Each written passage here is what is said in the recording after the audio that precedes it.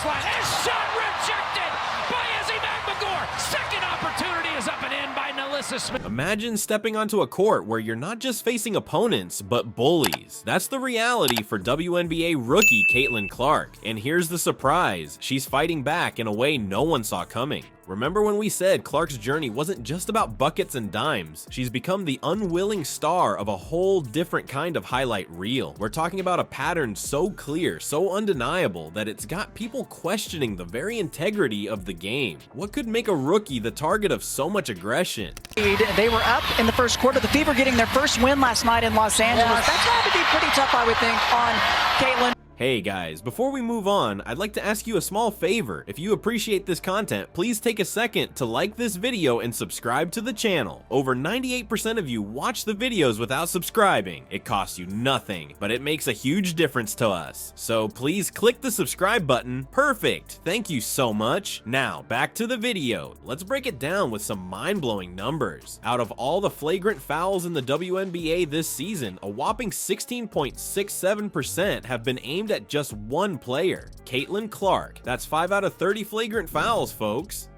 Clark's been fouled 46 times this season, putting her at number 3 in the league for most fouls received. Now, you might be thinking, okay, she's a star player, of course she's getting fouled. A jaw-dropping 80% of those flagrant fouls against Clark came from a single team, the Chicago Sky. That's not just tough competition, that's a full-on target on her back. It's like they've got some kind of vendetta against her, and they're not even trying to hide it. Kicking it out, Evans fakes the 3, takes the 2, and knocks it down.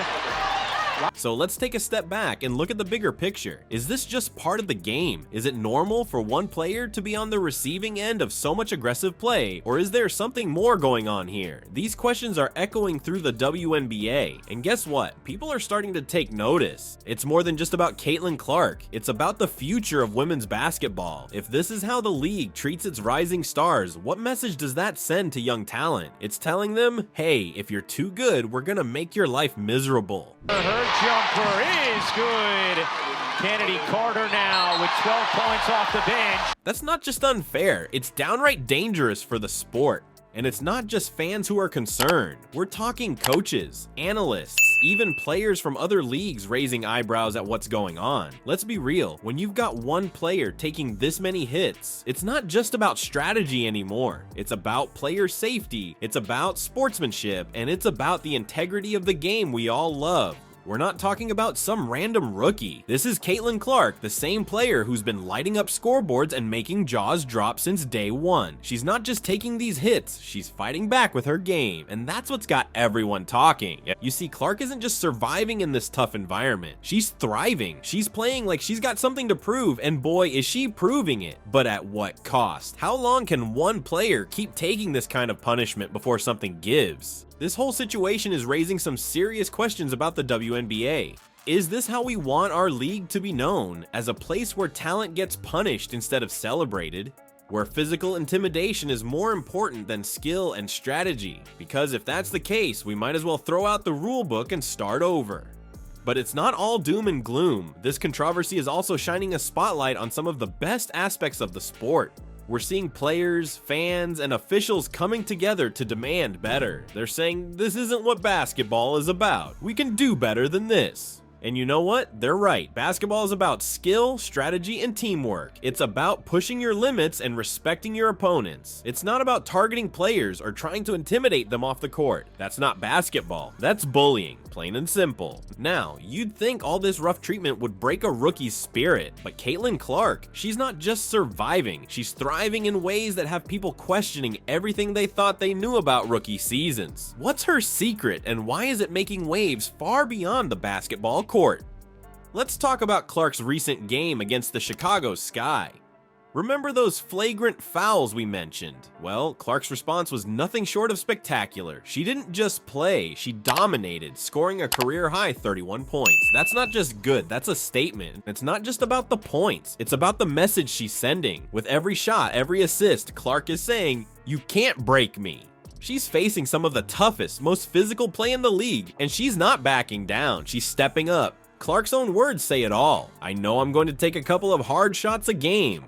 That's not just confidence, that's resilience. She's not complaining, she's not making excuses, she's accepting the challenge and rising above it. And this is raising some serious questions about player safety and treatment in the WNBA. When a rookie is taking this kind of heat and still performing at this level, people start to notice. They start to ask, is this really how we want our league to operate? It's not just basketball fans who are talking. This story is blowing up, catching the attention of people way outside the sports world. Take Rob Schneider, for example. When a comedian is calling out a foul as assault, you know this has gone beyond just a game. Clark's resilience isn't just about her personal success. It's sparking a much bigger conversation about how players are treated in professional sports. We're not just talking about tough defense anymore. We're talking about player safety, about fairness, about the very spirit of the game. When a rookie comes into the league and faces this kind of treatment, what message does that send to young players dreaming of going pro? Is this what we want the future of women's basketball to look like?